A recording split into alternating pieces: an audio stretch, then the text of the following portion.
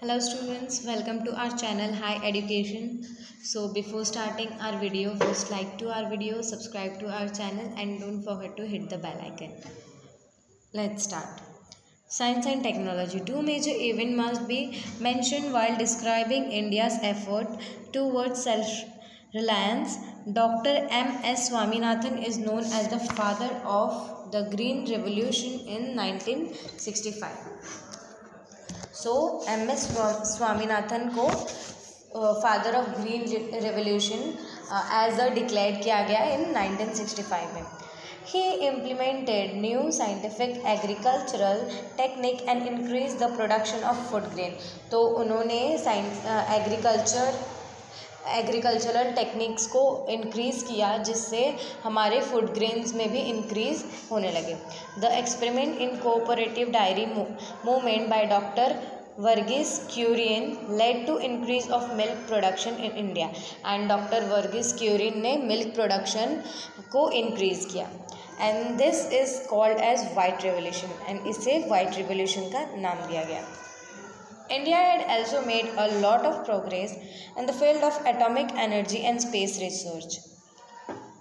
Dr. Homi Bhabha laid the foundation of the Indian Atomic Power Program. India instituted on using atomic energy for peaceful purposes like generation of electricity, pharmaceutical and defenses.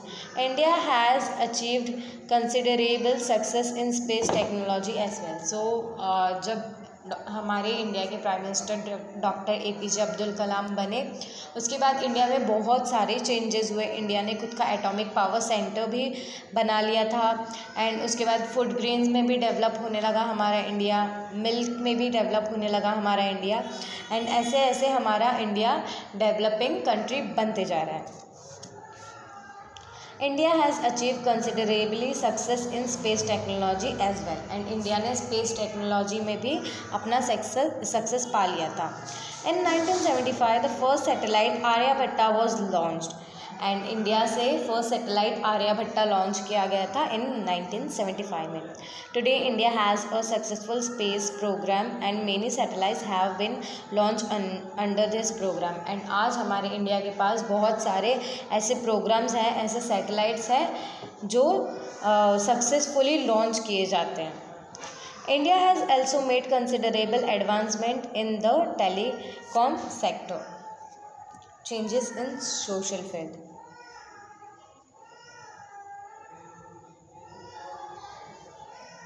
During this period, there were several major changes in the social field in India.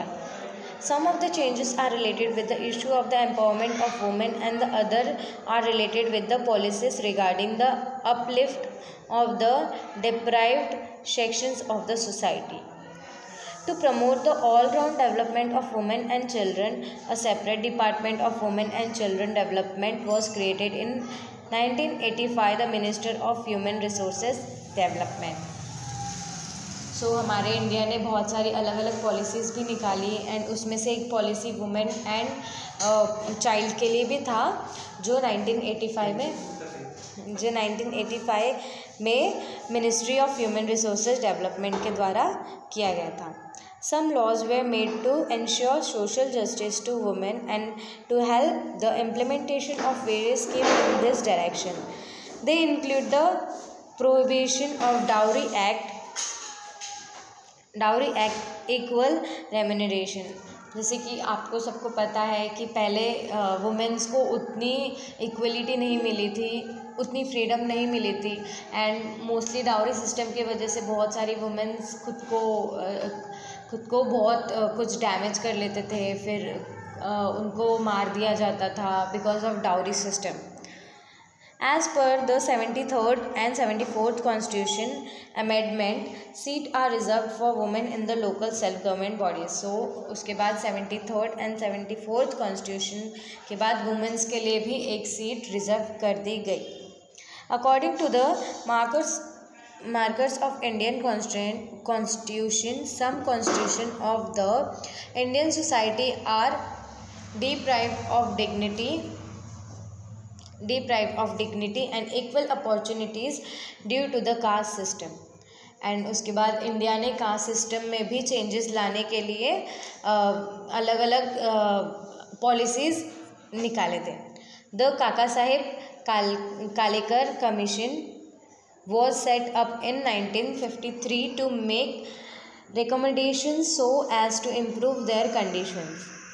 In 1978, a commission was constituted under the chairmanship of B.P. Mandal to study the issue of other backward classes.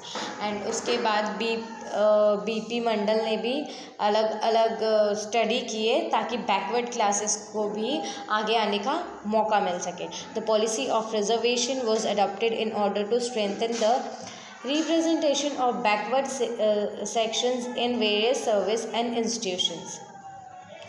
The government passed the Prevention of Atrocities Act in 1989 to enable those belonging to the scheduled caste and tribes to live with dignity and respect, free from fear, violence and oppression of the upper classes. So उसके बाद lower classes के लिए भी बहुत सारी policies आई ताकि उनको भी आगे आने का मौका मिले, फिर उन पे जो वायलेंस होता है एंड जो भी उनको सहना पड़ता है वो सब से उनको आज़ादी मिल सके. So our last topic is globalisation. Globalisation brought about many changes in different fields like economic, politics, science and technology and society and culture. So globalisation से भी बहुत कुछ हमारे इंडिया में चेंजेस हुआ, पॉलिटिक्स में, science and technology, society and culture में. We have discuss some of this changes in the above paragraph. India has emerged as an important country on the global scale in different spheres. India is an important member of international organizations like G20 and BRICS. So India भी बहुत जगह पे part करता था जिसमें से वो global scheme का एक पार्ट था एंड G20 एंड ब्रिक्स में भी इंडिया शामिल होता है. India has experienced an important revolution in the field of telecommunication technology. Mobile phones, internet and the communication facilities based on satellite have spread all across the country. फिर mobile phone, internets and communication facilities भी satellite के help से पूरे country में, पूरे world में फैलने लगे. In the political field, India has demonstrated to the world how a stable democracy can function successfully. फिर इंडिया ने सबको बताया कि एक स्टेबल डेमोक्रेसी ना होने के बाद भी कोई कंट्री सक्सेसफुल हो सकता है.